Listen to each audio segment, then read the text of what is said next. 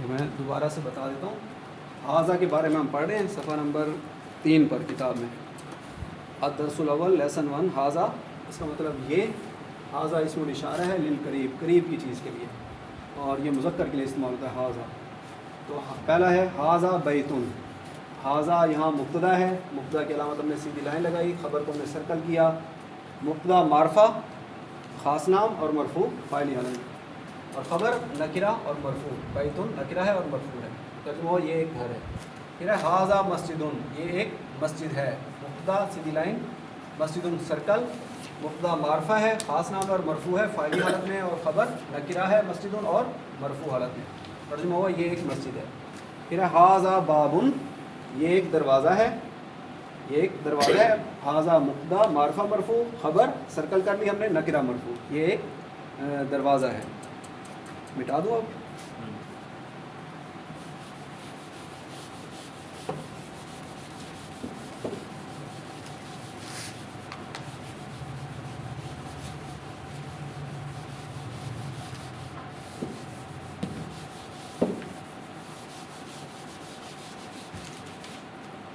اچھا جی آگے پڑھیے گا. حاضہ قلم، قلم زبر زیر پیش اس کے اوپر آپ لگائیں تاکہ آپ کو بعد میں جب آپ پڑھیں آپ کو آسانی ہو. حاضہ قلم. حاضہ مبتدا ہے سیدھی لائن، قلم اس کی خبر ہے. مبتدا معرفہ ہوتا ہے اور مرفوع ہوتا ہے فاعلی حالت میں ہوتا ہے، اور خبر قلم نکرہ ہے، نام ہے اور مرفوع ہے. حاضہ قلم، حاضہ کا مطلب یہ، قلم کا مطلب قلم، اور نکرہ مرفوع اور معرفہ مرفوع، معرفہ مرفوع خبر نکرہ مرفوع، تو ہے یا ہے کا مفہوم خود ہی پیدا ہو جاتا ہے.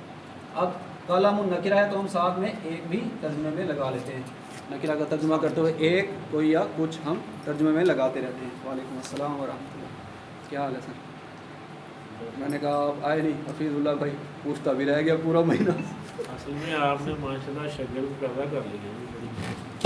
اللہ کا احسان ہے سر، یہ اللہ کا کرم ہے. اللہ نے آپ کے دلوں میں محبت ڈالی ہے کہ آپ نے وقت دیا عربی کے لیے. اچھا جی یہ ایک قلم ہے. دس از اے پین. ہم پڑھ رہے تھے سر پیج نمبر، اگر آپ اپنا بک کر لیں. آج تو گزارا کرنا کہ آج ہم سبق میں تھوڑا پڑھتے ہیں، پہلا صفحہ ہے نا. جی جی جی جی ہم پھر سے دہرا لیتے ہیں. ہم نے پڑھا حاضہ کے بارے میں. حاضہ یہ اسم الاشارہ کہلاتا ہے، قریب کے لیے، للقریب اسم الاشارہ، اور یہ مذکر کے لیے ہے. ٹھیک ہے. تو پہلا سبق میں صفحہ نمبر 3 پر اب آپ لکھ لیں. پہلا ہے حاضہ بیتن. حاضہ کے سامنے سیدھی لائن، یہ مبتدا کی علامت ہوگی جیسے میں نے لگائی ہوئی ہے. قلم ان کو ہم سرکل کر لیں گے. ابھی آپ نے نا ایک اگلا لفظ لکھیے نا، جیسے یہ حاضہ مفتاح چابی ہے. جی جی پھر ان کو جی جی ویسے بتا رہا ہوں. تو اب ہم لکھ رہے ہیں آگے چابی. حاضہ مفتاح. قلم آگے ہے، چابی کی تصویر بنی ہوئی ہے، اور حاضہ مفتاح.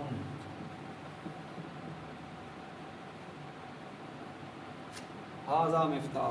حاضہ یہ جملہ اسمیہ ہے. ٹھیک ہے، ہم جملہ اسمیہ سے پڑھ رہے ہیں. حاضہ مبتدا، مبتدا کو ہم ایسے سیدھی لائن لگا لیتے ہیں علامت کے طور پہ. تو مفتاح کو ہم خبر کو سرکل کر لیتے ہیں. مبتدا عام طور پہ معرفہ ہوتا ہے اور مرفوع حالت میں ہوتا ہے. معرفہ اور مرفوع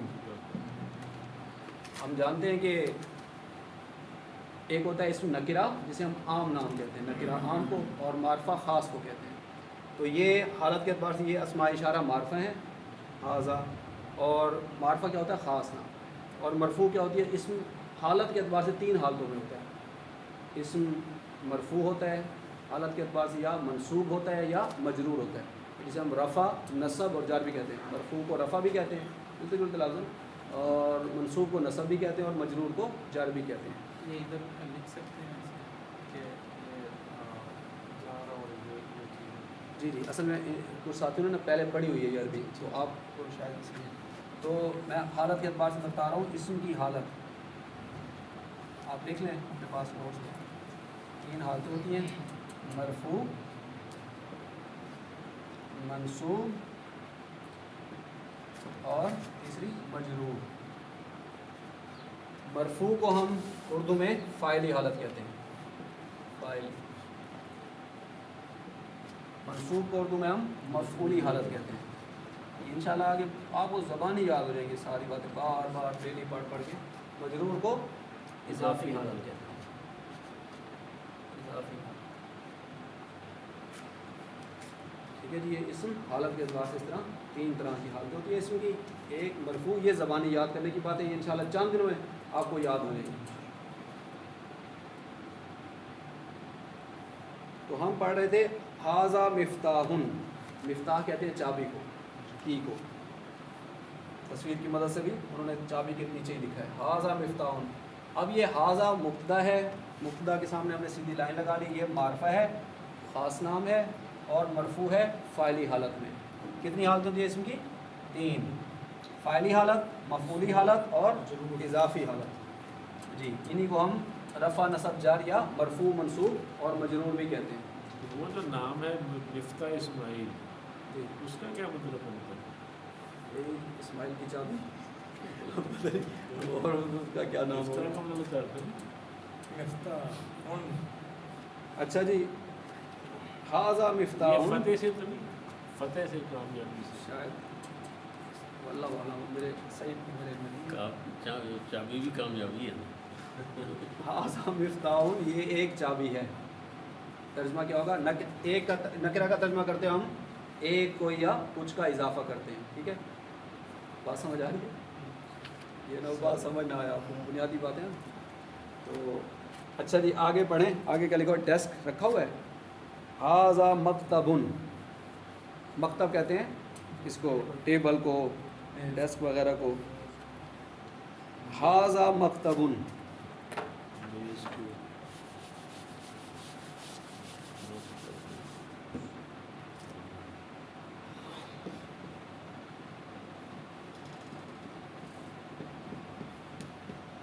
ھذا کیا بن جائے گا جی؟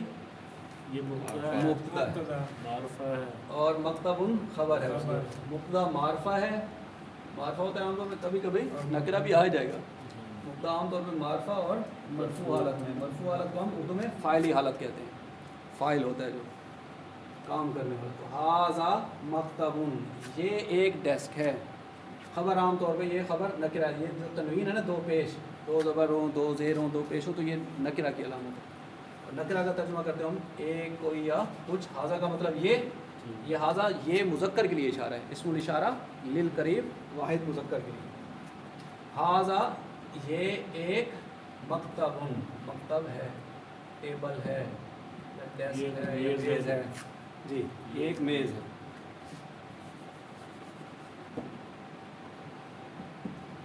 ٹھیک ہے جی, بات سمجھ آ رہی ہے سر؟ تو بات سمجھ آ تو پوچھ لیجیے گا. یہ معرفہ مرفوع اور یہ خبر نکرہ اور مرفوع. آگے پڑھیں. حفیظ اللہ بھائی کیا لکھا ہوا ہے؟ بیڈ کے نیچے کیا لکھا ہوا ہے؟ سریر. سریرن. پڑھیں کیا لکھا ہوا ہے؟ پڑھیں گے تو پڑھنا ہے, سریر. انہیں پڑھنے میں ذرا اونچا پڑھیں حضرت. سریرن. ھذا سریرن. سریر کہتے ہیں بیڈ کو. لکھے, آپ کے پاس پین یا قلم کچھ نہیں ہے؟ اسی کے نیچے ترجمہ لکھیں. پہلے لکھا ہوا ہے, بس پھر ٹھیک ہے. ھذا سریرن, یہ ایک بیڈ ہے.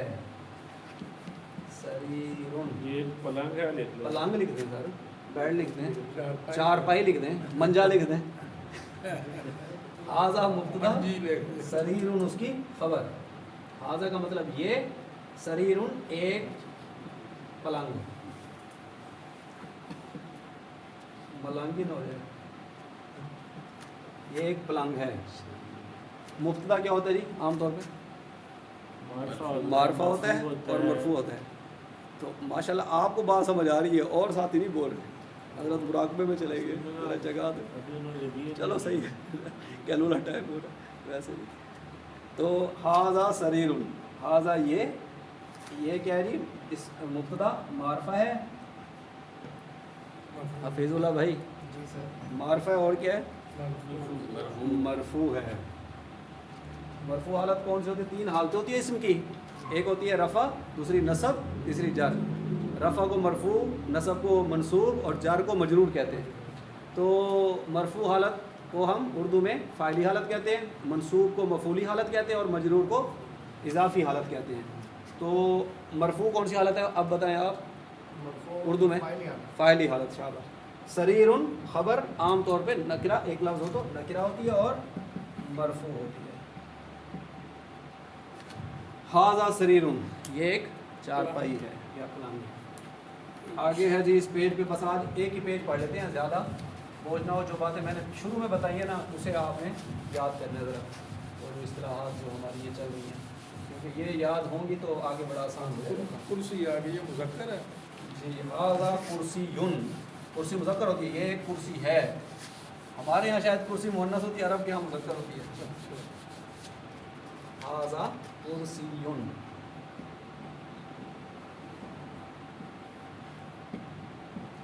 ھذا کیا ہے جی مبتدا سیدھی لائن, کرسی خبر ہے تو ہم اسے سرکل کر لیتے ہیں. مبتدا کیا ہوتا ہے معرفہ ہوتا ہے, خاص نام ہوتا ہے اور حالت کے اعتبار سے مرفوع ہوتا ہے, فاعلی حالت میں ہوتا ہے. خبر ایک لفظ پر عام طور پر تو نکرہ ہوتی ہے اور مرفوع ہوتی ہے. ٹھیک ہے جی. یہ جو سبق ہے نا آج آپ کا اہم بات یہ ہے, آپ نے کئی ساتھیوں کو تو اچھی طرح یاد ہے, کچھ کو یاد نہیں ہے. اسم کی حالت کے اعتبار سے اسم تین طرح کا ہے جی. کون کون سی؟ مرفوع,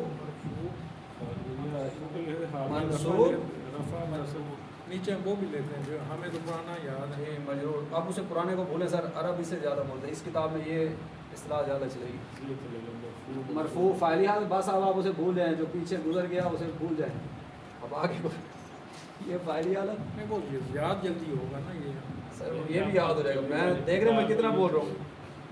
چلے گا تو یہی ہمارے ذہن میں آ جائے گا. اچھا وہ مرفوع. آپ اپنے پاس جو نوٹس بنا رہے ہیں نا اس پہ آپ لکھ لیں اور آپ کو آسانی سے یاد ہوگا نا. یہ تو آپ کے پاس نہیں ہوگا. اضافی حالت. ٹھیک ہے جی. فاعلی حالت, مفعولی حالت, اضافی حالت. مرفوع, منصوب, مجرور, رفع, نصب. یہ بھی میں نے یہ لکھا. ویسے اس کتاب میں بھی یہ سارے لفظ آئے ہیں. جی جی. جی جی. تو یہ ہے جی آج کا ہمارا سبق. انشاءاللہ اللہ سے دعا ہے اللہ اسے آسان بنائے ہمارے لیے. قرآن حکیم کو پڑھنا, سمجھنا, عمل کرنا اللہ تعالیٰ آسان بنا دے. آمین. سبحانک اللہم و بحمدک نشہد ان لا الہ الا انت نستغفرک و نتوب الیک. السلام علیکم ورحمۃ اللہ.